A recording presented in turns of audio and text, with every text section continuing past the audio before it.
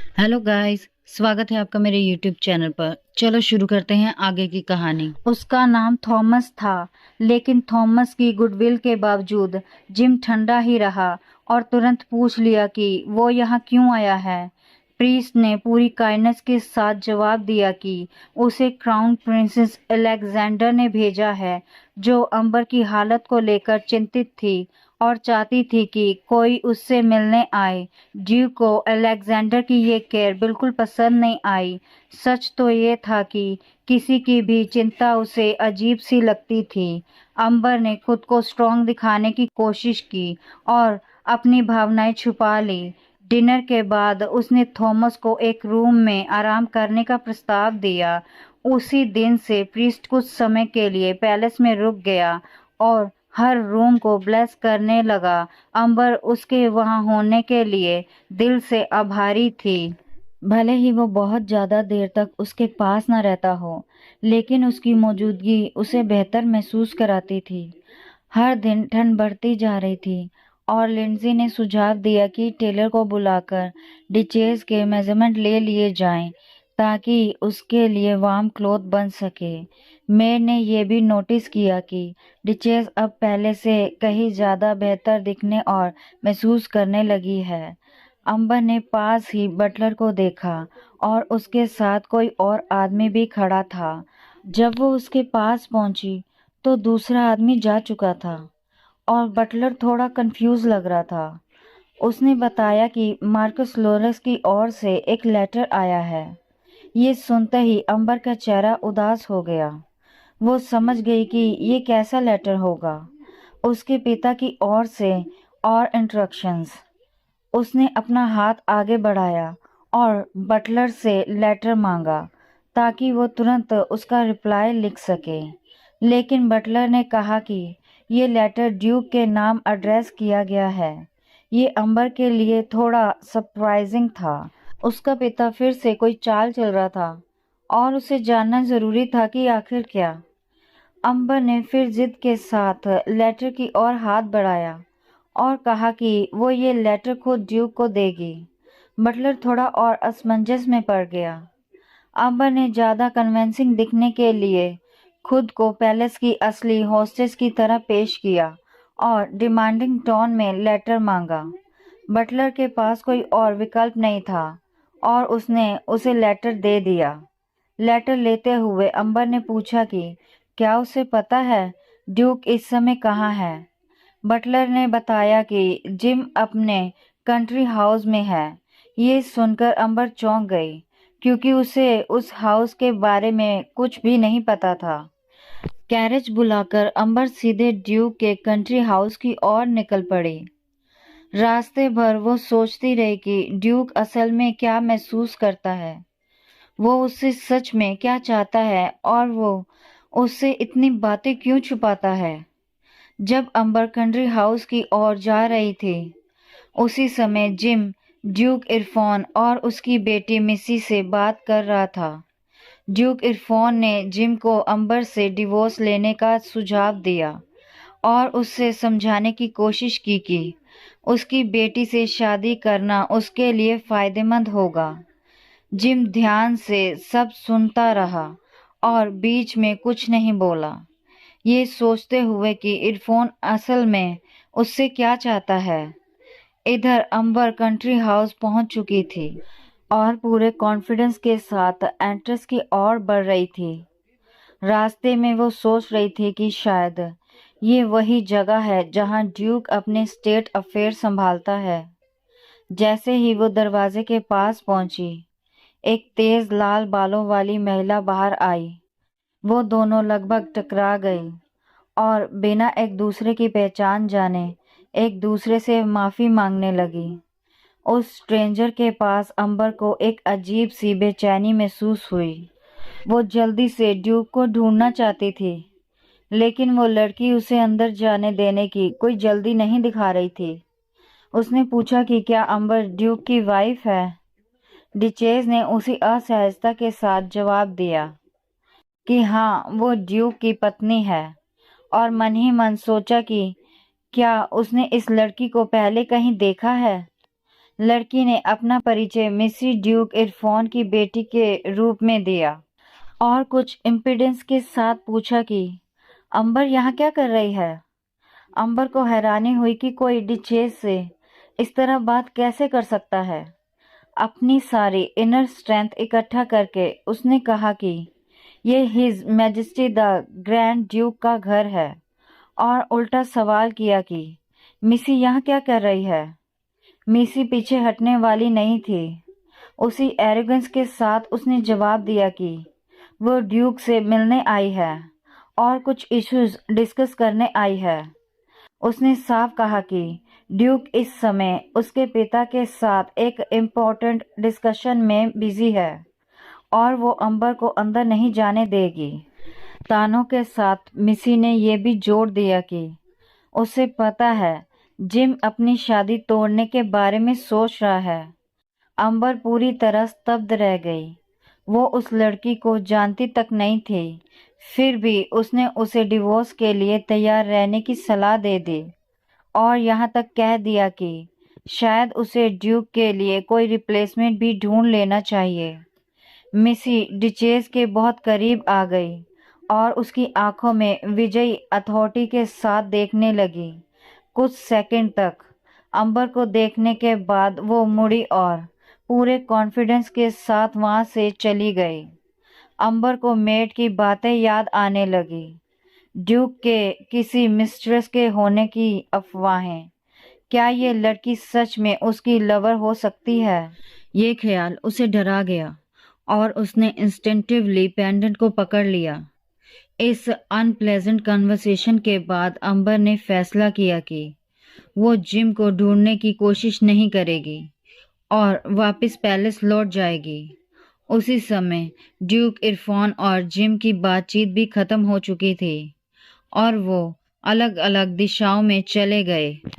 Duke का assistant look तुरंत office की ओर बढ़ा। रास्ते में जब वह इरफान के पास से गुजरा तो उसने सुना कि इरफान जिम को लेकर गुस्से में बड़बड़ा रहा था।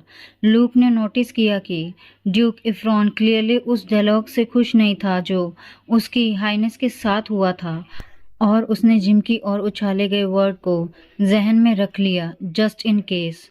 ऑफिस में दाखिल होते ही लूक ने सीधा सवाल किया कि ड्यूक ने इरफान का ऑफर क्यों रिजेक्ट कर दिया। जिम गहरी सोच में डूबा बैठा था और उसने तुरंत कोई जवाब नहीं दिया।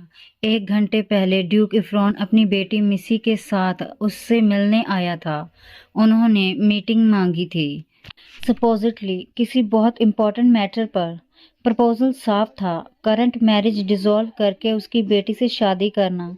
इस तरह जिम को फायदा मिलेगा और वो फाइनली इंपीरियल शैकल से आज़ाद हो जाएगा। इरफान ने ड्यूक को समझाने की कोशिश की कि इंपीरियर कभी भी उसके हित में काम नहीं करता। जिम ने अपनी पूरी यूथ इंपीरियर के लिए लड़ते हुए गुजार दी और बदले में इंपीरियर ने उसे एक मार्किस की बेटी से शादी करने पर मजबूर कर दिया, उसकी इच्छा के खिलाफ। और अब ड्यूक के पास मौका है इस शादी को खत्म करने का, क्योंकि यही तो वो चाहता था, है ना?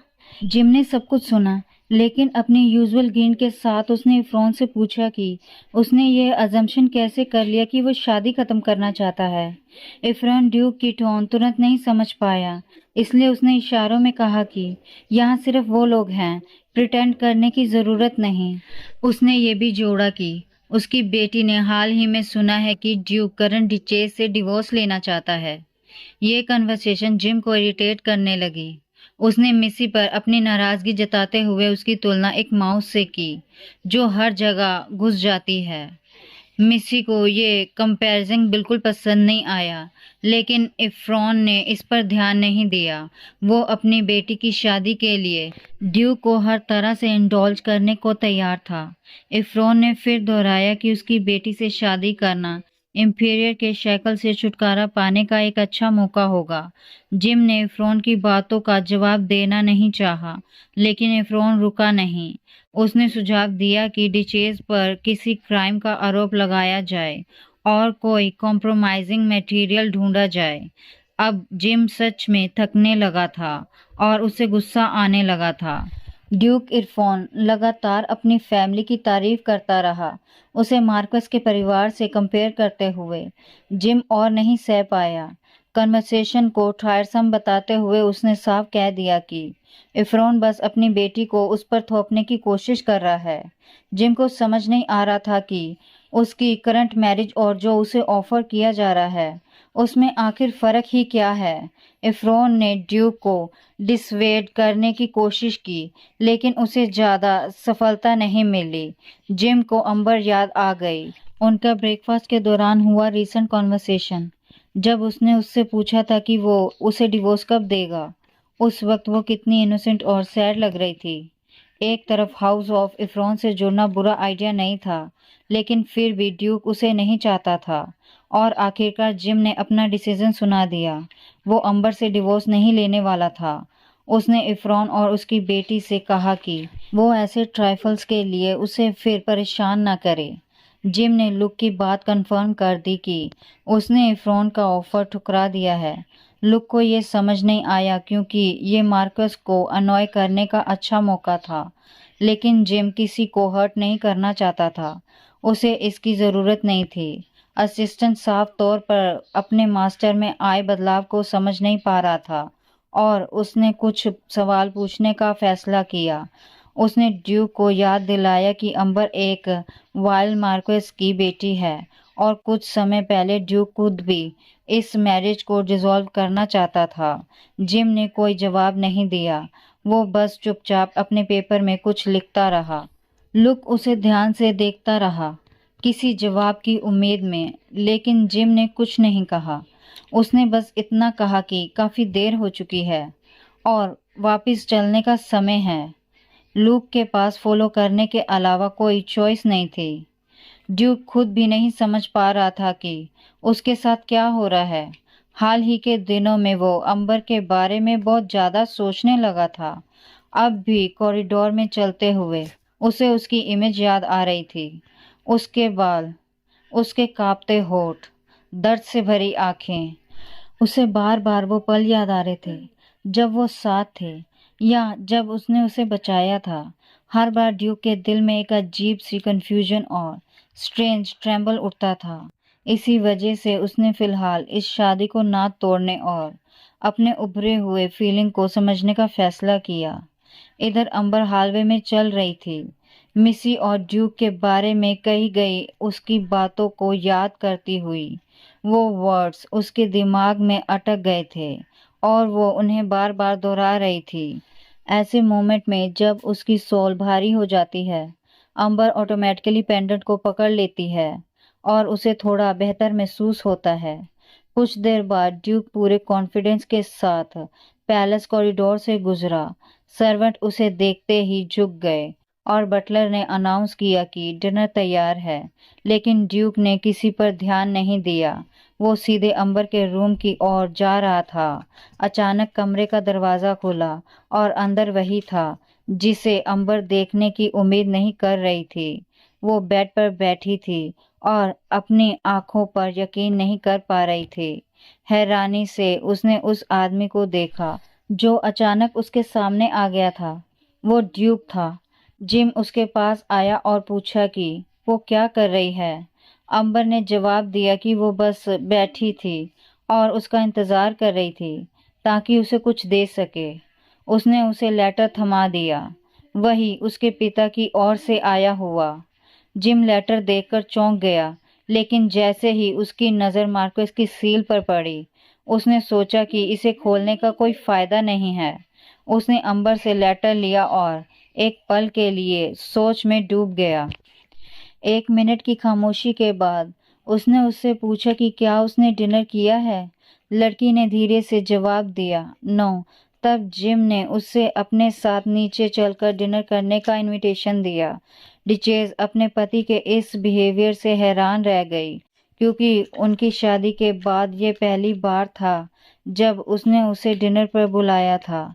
जिम चुपचाप इंतजार करता रहा जब तक अंबर डिनर के लिए तैयार नहीं हो गई। डिनर रूम की ओर जाते हुए अंबर सोच रही थी कि उसके साथ ऐसा क्या हो गया है कि वो इतना बदल गया है। उसे पूरा यकीन था कि वो डिवोर्स चाहता है और मिसी के वर्ड भी इसी बात की पुष्टि करते थे।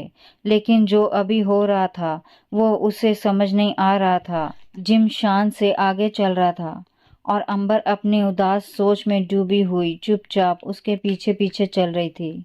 उस शाम के बाद काफी समय बीत गया, लेकिन ड्यू का ये स्ट्रेंज बिहेवियर खत्म नहीं हुआ। एक दिन अंबर ग्रीन हाउस में थी और बटलर से बात कर रही थी। वो विंटर के लिए क्या क्या ऑर्डर करना है इस पर डिस्कस कर रहे थे। तभी अचानक दरवाज़ा खुला।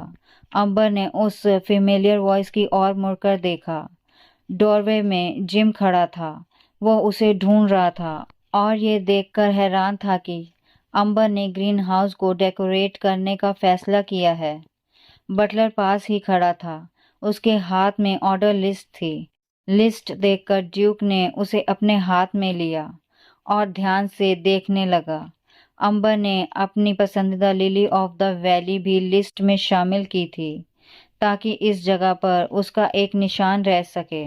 लेकिन जब जिम की नज़र लिस्ट में लिलीज ऑफ द वैली पर पड़ी तो उसने सुझाव दिया कि वो कुछ और फ्लावर्स भी लगाए। ड्यू की इस छोटी सी इच्छा से डिचेज का दिल पिघल गया और उसने तय किया कि वो उसके साथ बिताए इन आखिरी पलों को एंजॉय करेगी। ड्यूक ने अंबर को ध्यान से देखा लेकिन कुछ नहीं कहा। अंबर ने भी उसकी ओर देखा, मंत्रमुग्ध सी, और कल्पना करने लगी कि जब लिलीज ऑफ द वैली पूरी तरह खिलेगी तो कैसे लगेगी।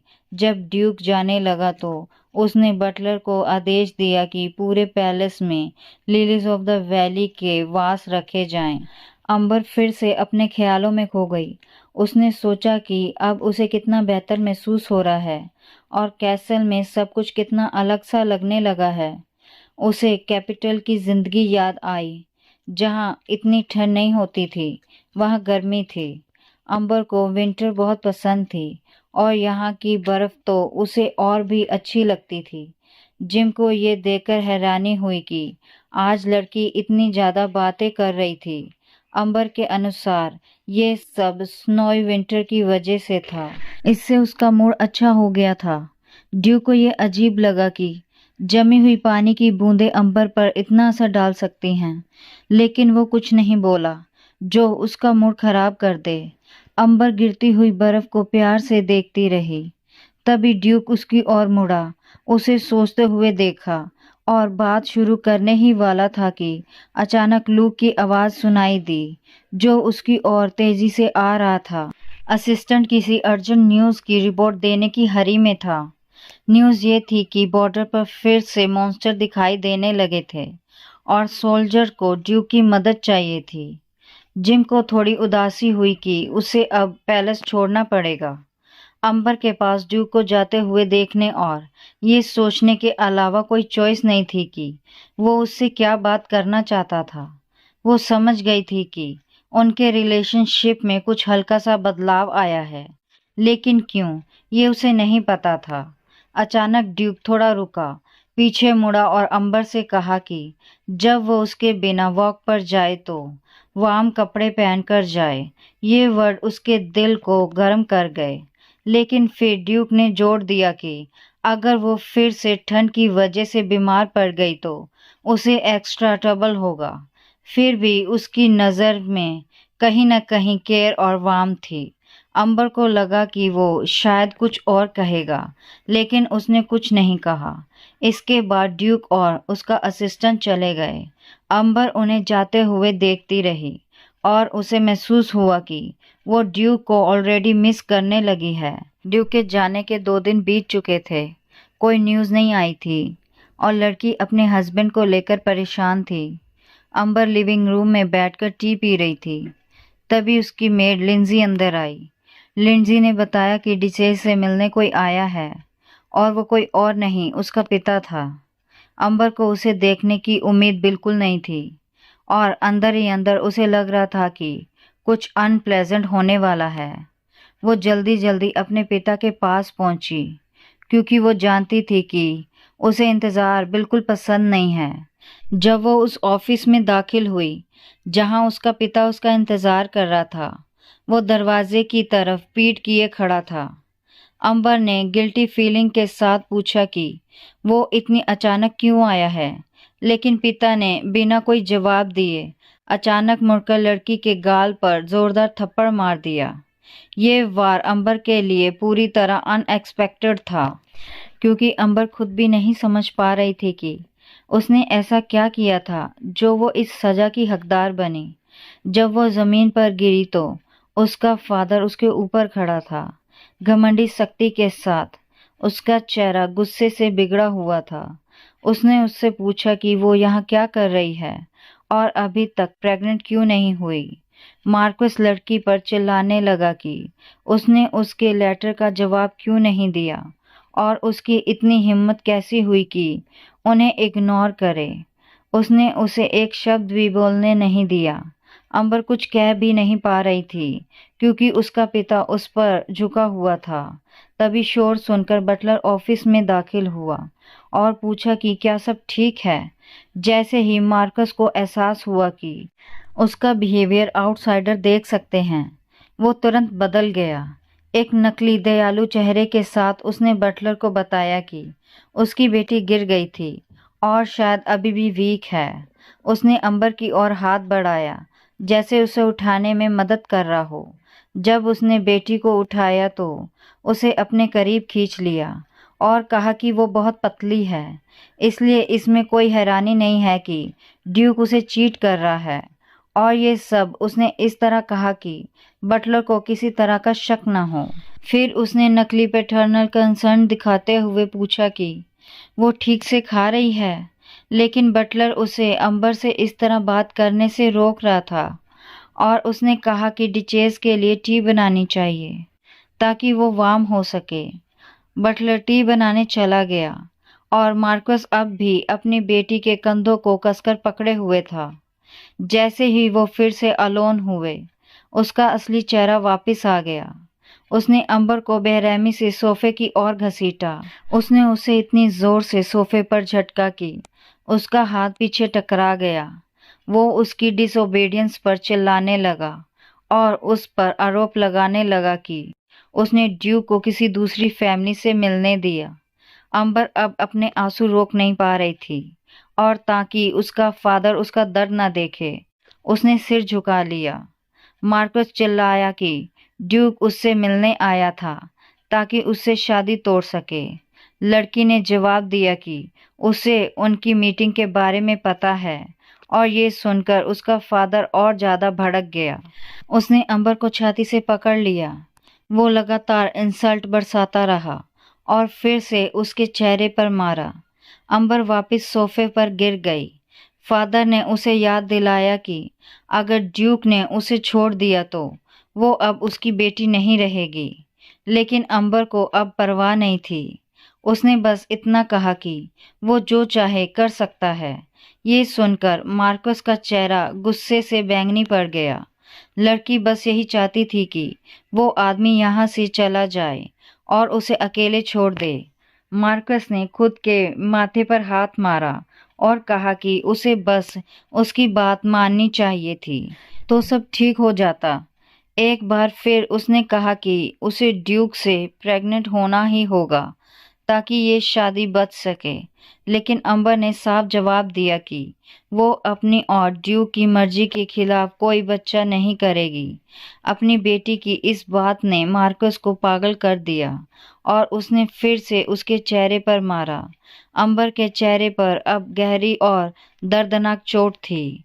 आखिरकार मार्कस को एहसास हुआ कि उसने क्या कर दिया है और अगर ड्यूक ने उसे इस हालत में देख लिया तो इसके क्या नतीजे होंगे।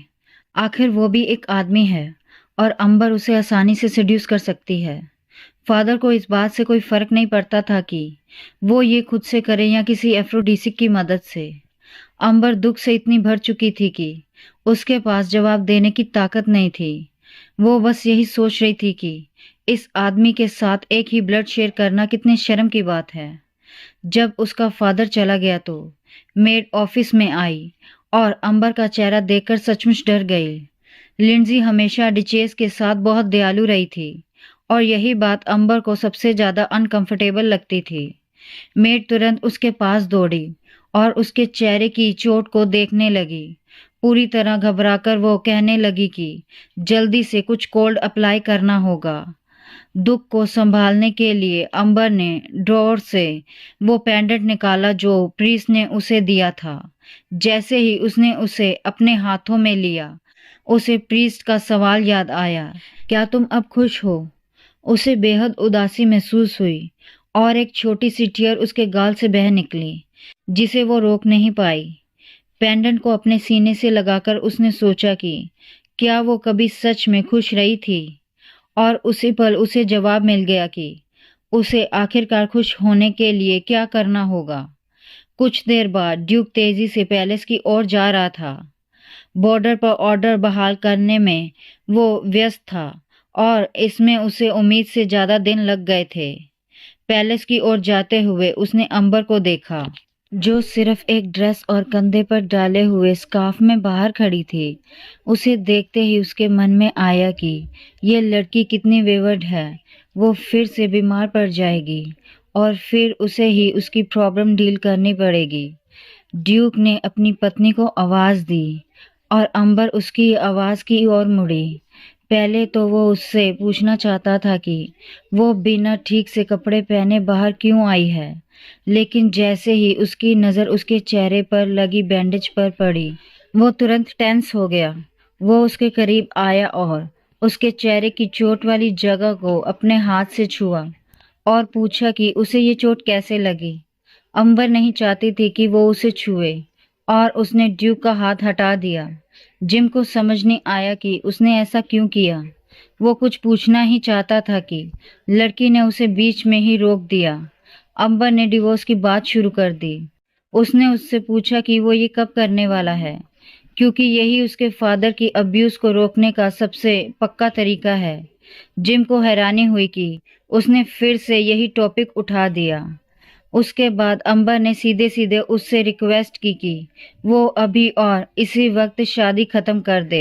अंबर के ये वर्ड ड्यूक पर जैसे बोल्ट ऑफ द ब्लू बनकर गिरे। उसी पल अंबर को अपनी जिंदगी याद आ गई, कैसे वो अपने फादर, स्टेप मदर और ब्रदर के साथ रहती थी।